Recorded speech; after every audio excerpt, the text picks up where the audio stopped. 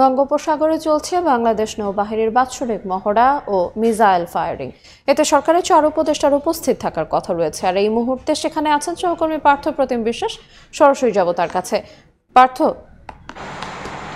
বাংলাদেশ নৌবাহিনীর বার্ষিক মহড়ার আজকে শেষ দিন।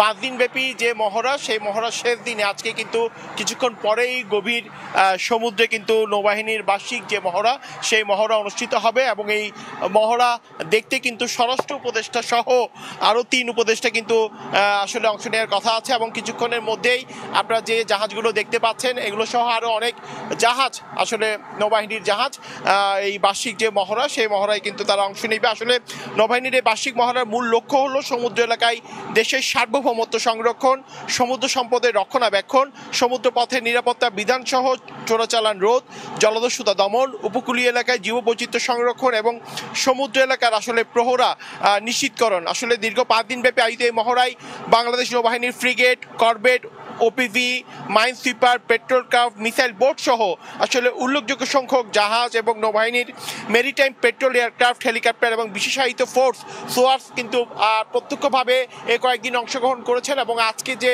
মহড়া কিছুক্ষণের পরেই শুরু হবে, সে মহড়ায় কিন্তু এই সবাই কিন্তু অংশ নেবে। এছাড়াও বাংলাদেশ কোস্টগার্ড, সেনা ও বিমান বাহিনী সহ সংশ্লিষ্ট মেরিটাইম সংস্থাসমূহ এই মহড়ায় প্রত্যক্ষ ও পরোক্ষভাবে কিন্তু আসলে অংশগ্রহণ করবে। এবং বিভিন্ন ধাপে পরিচালিত এই মহড়ার উল্লেখযোগ্য দিকসমূহের মধ্যে নৌবহরের যে বিভিন্ন রণকৌশল অনুশীলন, সমুদ্র এলাকায় পর্যবেক্ষণ, লজিস্টিক অপারেশন, উপকূলীয় এলাকায় অবস্থিত নৌ স্থাপনাসমূহের যে প্রতিরক্ষা ব্যবস্থা, সেটিরও মহড়া কিন্তু আজকে আসলে অন্তর্ভুক্ত হবে। এবং আজকে চূড়ান্ত দিনের মহড়ার যে উল্লেখযোগ্য বিষয়, সেটা হচ্ছে বাংলাদেশ নৌবাহিনীর জাহাজ হতে যে ক্ষেপণাস্ত্র উৎক্ষেপণ, shoulder launch, surface two air missile firing সহ বিভিন্ন ধরনের আসলে মহড়া আজকে কিন্তু অনুষ্ঠিত হবে। এবং আমরা বঙ্গোপসাগরের আজকে যে মহড়া, সেই মহড়ায় নৌবাহিনীর প্রধান অ্যাডমিরাল এম নাজমুল হাসানের আমন্ত্রণে বাংলাদেশ অন্তর্বর্তীকালীন সরকারের মাননীয় উপদেষ্টাগণ সহ বিশেষ অতিথি হিসেবে বানজা খালিদ বিন ওয়ালিদ থেকে আসলে সমাপনী দিবসের যে মহড়াসমূহ,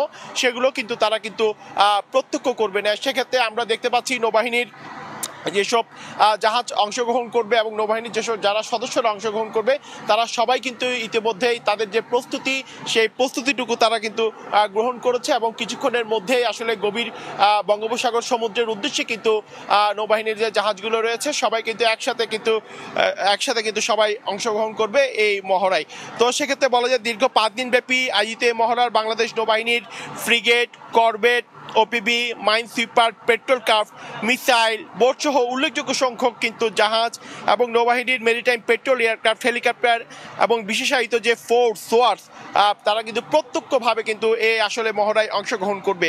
এছাড়াও বাংলাদেশ কোস্টগার্ড, সেনা বিমান বাহিনী সহ সংশ্লিষ্ট যে মেরিটাইম সংস্থাসমূহ রয়েছে, তারাও কিন্তু প্রত্যক্ষ পরোক্ষভাবেও কিন্তু আজকের যে মহড়া অনুষ্ঠিত হবে গভীর বঙ্গোপসাগরে, সেই মহড়ায় সবাই একসাথে অংশগ্রহণ করবে। আসলে এইসব মহড়া কেন চালানো হয়, সে বিষয়ে আমরা নৌবাহিনীর ঊর্ধ্বতন কর্তৃপক্ষের সাথে কথা বলেছিলাম। তারা আমাদেরকে জানিয়েছে নৌবাহিনীর এই বার্ষিক মহড়ার যে লক্ষ্য, সেটি হচ্ছে সমুদ্র এলাকায় দেশের যে সার্বভৌমত্ব, সেটি সংরক্ষণ করা, সমুদ্র সম্পদের যে রক্ষণাবেক্ষণ, সেটি যাতে সঠিকভাবে নিশ্চিত করা সম্ভব হয়, সেই জন্যই কিন্তু এই মহড়ার মাধ্যমে সেই বিষয়গুলো আসলে নিশ্চিত করা হয়। এবং সমুদ্রপথের যে নিরাপত্তা বিধান সহ চোরাচালান রোধ, আমরা বিভিন্ন সময় দেখি সমুদ্রপথে বিভিন্ন চোরাচালানের ঘটনা ঘটে, সেই চোরাচালানের ঘটনা যাতে রোধ করা সম্ভব হয়, সেইগুলোও কিন্তু এই মহড়ার মাধ্যমে আসলে তুলে ধরা হয়। এবং জলদস্যুতা একটি বড় সমস্যা। বিভিন্ন সময় দেখা যায় মহেশখালী সহ বিভিন্ন এলাকায় আসলে আমাদের যারা জেলেরা রয়েছে, তাদের মাছ